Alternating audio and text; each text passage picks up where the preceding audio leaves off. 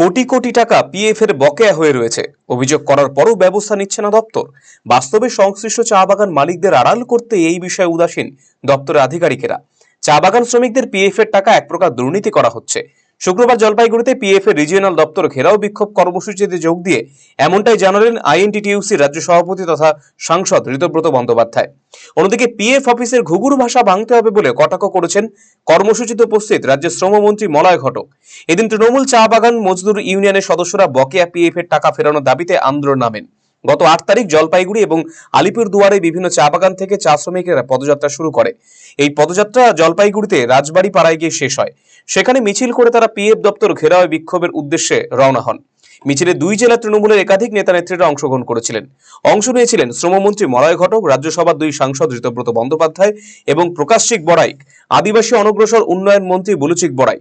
শ্রমমন্ত্রী মলয় ঘটক বলেন, সারা জীবন চাকরি করার পরও পিএফ এর টাকা তুলতে পারছে না শ্রমিকরা, তাই তারা আন্দোলন নেমেছেন।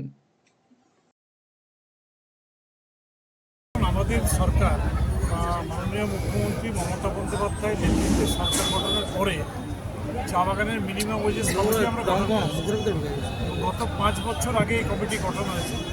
তাতে বিরোধী যারা ট্রেড ইউনিয়নের নেতা এবং চা বাগানের মালিক পক্ষ এরাই আছে কমিটিতে।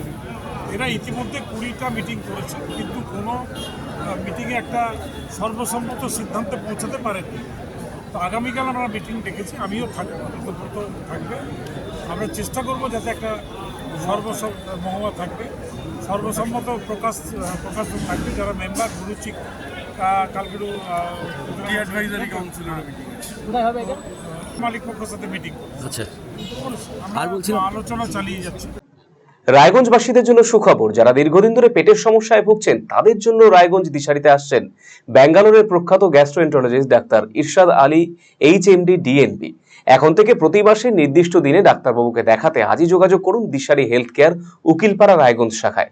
যোগাযোগ করুন 7477785509 এই নম্বরে এবং 7477785512 এই নম্বরে।